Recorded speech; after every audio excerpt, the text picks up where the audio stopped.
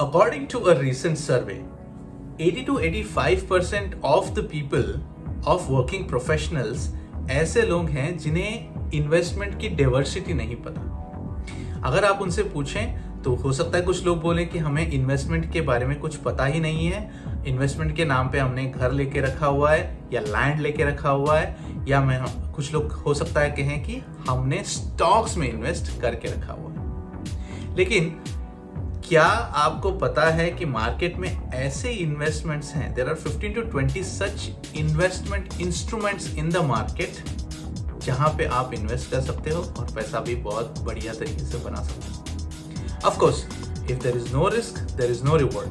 आपको रिस्क और रिवॉर्ड को मिटिगेट करना आना चाहिए और रिवॉर्ड को लेना आना चाहिए, और इन दोनों के रेशियोज को आपने एनालाइज करना चाहिए कि अगर मैंने थोड़ा सा रिस्क लिया तो मुझे रिवॉर्ड भी मिलेगा, और आपने ये एनालिसिस भी करनी चाहिए कि आपका रिस्क एपेटाइट कितना है। Okay, you need to analyse what is your risk appetite to take such kind of risk कि आप कितना इन्वेस्टमेंट कर सकते हो। ओके, आज के इस वीडियो में हम ऐसे 15 इंस्ट्रूमेंट्स देखेंगे और आने वाले कुछ दिनों में मैं इन सारे इंस्ट्रूमेंट्स पे डिटेल्ड वीडियो बनाऊंगा। इनके अंदर कैटेगरीज भी हैं, इनके अंदर कैटेगरीज सब कैटेगरीज में हैं। मैं ये भी बताऊंगा कि उसमें कितना इन्वेस्टमेंट आपको करना होगा, क्या रिस्क रहेगा, कितना आपको रिवॉर्ड मिलेगा और मिनिमम इन्वेस्टमेंट क्या होगा।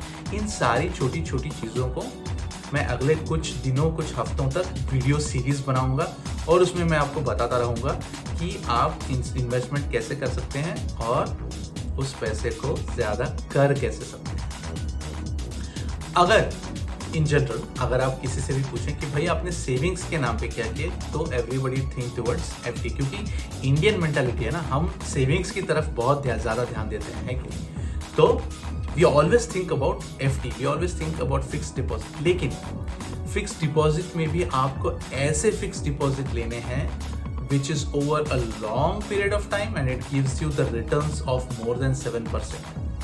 Why more than 7%? Because अगर आप inflation की बात करें तो at an average over the years inflation is around 5 to 6% या हो सकता है 4 to 6% के बीच में fluctuate होता हो। आपका जो पैसा रखा हुआ है FD में, it needs to beat that inflation by at least 1% or 1.5 or 2%, तभी आपका पैसा बढ़ेगा ना। अदरवाइज अगर आपके पास 100 रुपीज़ आपने एफडी में रखे हुए हैं और अगले साल अगर उसकी वैल्यू 95 हुई और आपको 2 या 3% ही मिली, मतलब आपके एक्चुअल पैसे की वैल्यू 95, 96, 97 ही बढ़ी है, तो एक्चुअली आप लॉस में हैं। ये भी आपको सोचना पड़ेगा। हाँ, अगर आपने 3.5 ईयर्स तक रखा है और उसके rate of interest like 7.5, then it is a very good thing। ये आप एज एन इमरजेंसी फंड रख सकते हैं। याद रखिए, एफडी आप सिर्फ इमरजेंसी फंड के लिए रखें, आप उसे एज एन इन्वेस्टमेंट ऑप्शन कभी कंसिडर ना करें। ओके, अगर आपको इन्वेस्टमेंट करना भी है तो क्या ऑप्शंस हो सकते हैं? ऑफ कोर्स मैंने एफडी भी लिख के रखा हुआ है यहाँ पे, लेकिन there are other instruments in the market other than the fixed deposit जहाँ पे आप पैसा लगा सकते हो और पैसा बढ़ा भी सकते हो। लेकिन जैसे हम हर बार करते हैं, हर वीडियो में करते हैं, मेरा एक छोटा सा इंट्रोडक्शन दोस्तों। नमस्कार दोस्तों, मेरा नाम तेजस है and this is my channel the bullish moves. दोस्तों, मैं एक रेप्यूटेड कंपनी में आईटी प्रोजेक्ट मैनेजर हूं और ये मैं इसीलिए कर रहा हूं क्योंकि I want to follow my vision and my mission is to empower at least 1 million people, working professionals, to become financially independent। ये मेरा मिशन है दोस्तों, और इसीलिए मैं ये सारे वीडियोस बना रहा हूँ। ऑफ कोर्स ये आप सोच भी सकते हैं कि स्टॉक मार्केट का it's channel about stock market, लेकिन आप इन्वेस्टमेंट की बात करें हो, stock market is just one part of it. Equity अगर आप देख रहे हैं यहाँ पे तो it is just one part of it. Derivatives में भी थोड़ा आता है, इक्विटी में भी थोड़ा आता है स्टॉक मार्केट, लेकिन there are other investment options. Coming back, मैं चाहता हूँ, मैं आपको, जैसे मैं हर वीडियो में कहता हूँ, मैं आपको एम्पावर करना चाहता हूँ कि आप खुद की एनालिसिस करें और आप उतने सशक्त बने कि आपने खुद को एनालिसिस करने आनी चाहिए एंड आपको पता चलना चाहिए कि आप कहाँ पे इन्वेस्ट करें और आपका रिटर्न्स कितना है उसमें। This is what my mission and vision is. Okay दोस्तों, तो चलिए आगे बढ़ते हैं। आज के वीडियो के बारे में अगर हम बात करें, इस वीडियो के बारे में, तो it is only a very high level view. मैं सिर्फ हाई लेवल व्यू दे रहा हूँ कि कितने इंस्ट्रूमेंट ऑप्शंस रहेंगे और उसमें काफ़ी सारे सब कैटेगरीज होंगे। मैंने लिस्ट भी बनाया है so that I don't forget when I am talking about all these.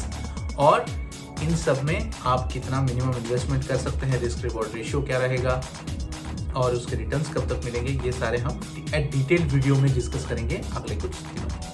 Okay, चलिए दोस्तों, अगर इन इंस्ट्रूमेंट्स में मैं अगर 2 या 3 इंस्ट्रूमेंट्स ले लूँ और आपको एक्सप्लेन करने की कोशिश करूँ और बाकी के जो सारे इंस्ट्रूमेंट ऑप्शंस होंगे वो मैं धीरे धीरे करके, जैसे मैंने कहा, आपको बताता हूँ।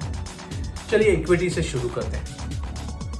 इक्विटी मतलब क्या? आपके पास एक कंपनी है, पब्लिक कंपनी है, स्टॉक मार्केट में लिस्टेड है, वो कंपनी है और आपके पास है पैसा।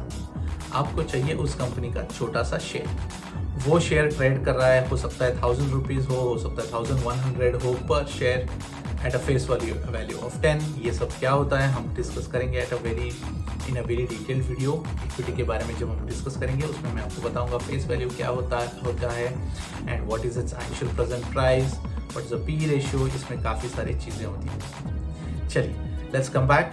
इक्विटी में क्या होता है, आप उस कंपनी का एक से ज़्यादा शेयर ले रहे हैं इन दोज मल्टीपल्स। मतलब एक शेयर अगर 1000 रुपये में मिलता है तो 2 शेयर 2000 में मिलेगा, 3 शेयर 3000 में मिलेगा, in that multiples of those. Okay, ये हुआ इक्विटी। मतलब हम उन companies can be large cap companies, medium cap companies, small cap companies, और it can be you can take the shares of those companies and then hold it for a long time ताकि वो companies के shares के दाम बढ़े और आपको अच्छा रिटर्न मिले अपने इन्वेस्टमेंट में। ठीक है, अगला हम कंसिडर करेंगे derivatives.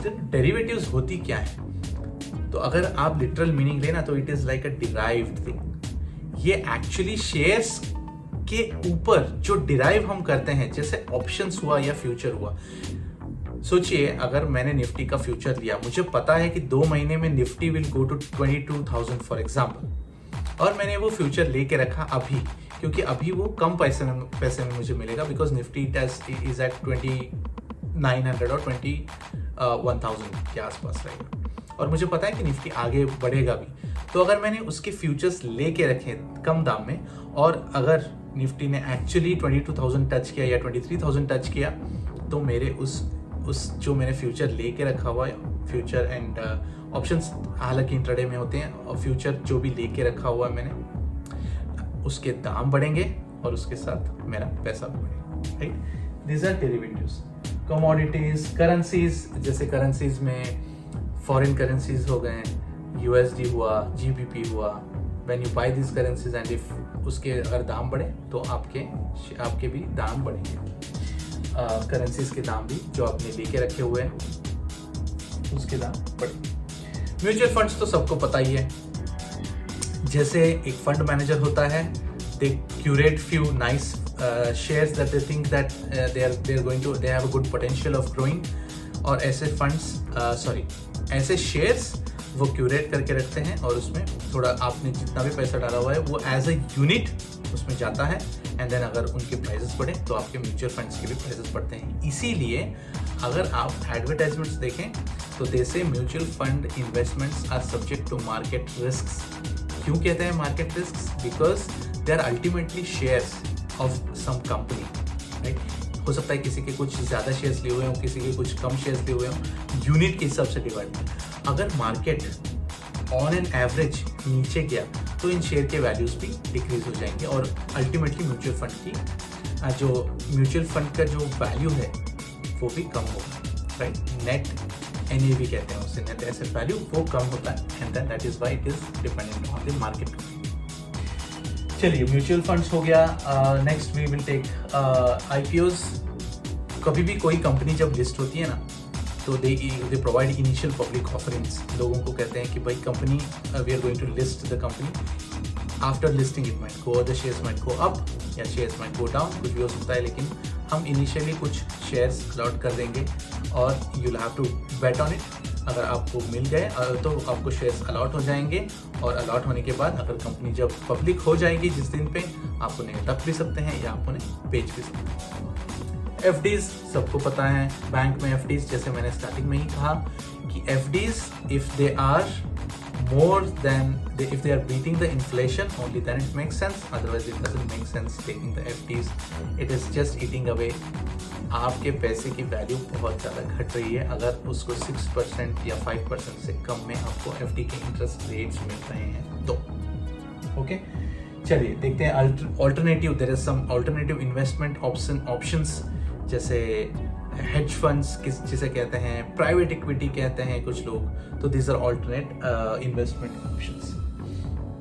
Then there are crypto currencies, आपको तो पता ही होगा, बिटकॉइन के बारे में आपने सुना ही होगा, तो that comes under crypto currencies. तो ऐसे काफी सारे मार्केट में इंस्ट्रूमेंट्स अवेलेबल हैं जहां पे आप इन्वेस्टमेंट कर सकते हैं। ऑफ कोर्स जितना आपके पास प्रिंसिपल रहेगा, जितना आप रिस्क लेने के लिए रेडी होंगे और आपकी रिस्क की एपेटाइट जितनी रहेगी, उतना आप रिवॉर्ड ले सकते हैं। रिस्क ऊपर भी जा सकता है या नीचे भी जा सकता है, that is why we say you need to have that risk apatite.